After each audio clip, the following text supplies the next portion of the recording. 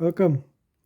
I've got my raised V-blocks clamped on the angle plate of my rotary table, and I'm going to cut the V using the rotary table. Now there's many ways that you can cut this V, but I prefer the rotary table because I know it's more accurate than to try set it up inside a vise or something, angle it, and running dial indicators and all kinds of nonsense to get this V perfectly square. Now, installing it in the what's his name, rotary table leaves me with a challenge, because now the headspace between the mill and the part is very low, and the problem is as well is this section is very long. So now if I use an end mill, which I planned to do in the first place, if I make it long enough, it protrudes past the bottom here, and the collet, if you look at it from this angle here, the collet, the bottom face of it runs around here, so I do not clear this part here. So now I'm back to the face mill. Face mill is nice and small, and it will get into the corner very nicely. But I've got another problem here, and that's that the arm for my DRO is in the way. So now I need to strip that off as well in order to get the face mill to reach the bottom here. So yeah, off camera there's quite a bit of challenges and issues to sort out and figure out. When you see it usually on the videos, it's just smooth sailing, but it's far from that. So yeah, and another thing as well was I was going to key the two V blocks, but after seeing how steady and rigid they are, I'm convinced that I don't need it. So if I clamp it to any angle plate, these blocks will be as stiff as the angle plate. So yeah, join me for this one. Should be quick and easy. I'll show you the whole reasoning behind it when I'm done.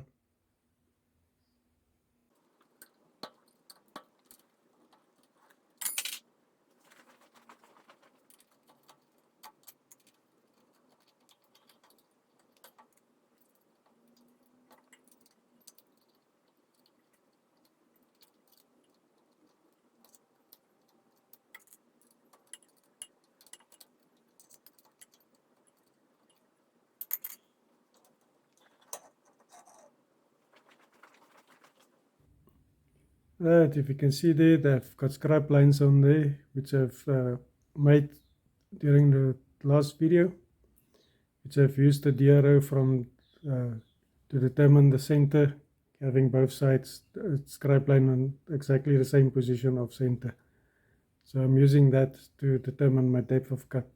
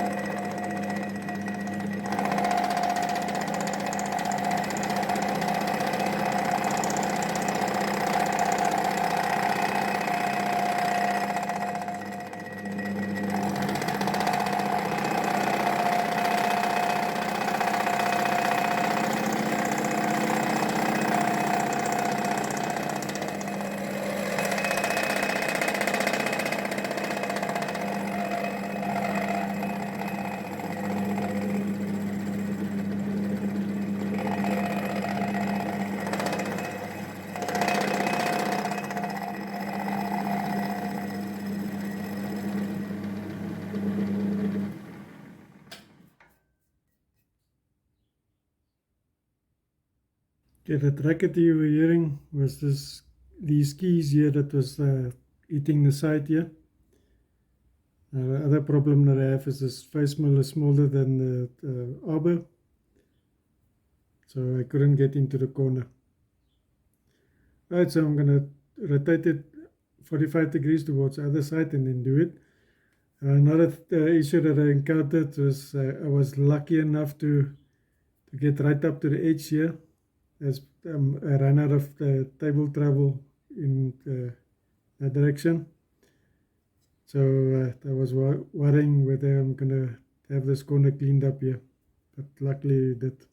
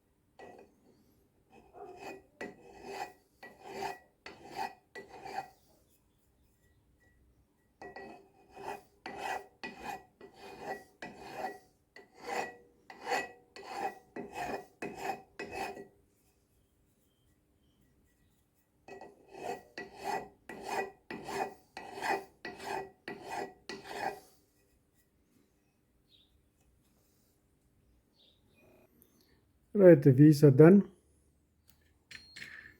And as you can see on top, I used one of these H clamps of mine to bolt the part down. Now this is a 76mm tube, or 3 inches more or less. And for my purposes in the shop, I think it's big enough. If in future I need to clamp down something bigger, then I'll make myself a bigger set of angle blocks. These things are scalable, so you can do anything with it. Now, currently it's clamped as close as possible to one another for the milling operations on the V, but I've got another 2 rows of bolt holes there to space it out around about 100mm or 4 inches, which will give me enough leverage on any piece of tube that I need to do. And then that's for a rotary table. Now I'll demonstrate on it. The table is very simple, and on angle plate as well. That's also a simple setup.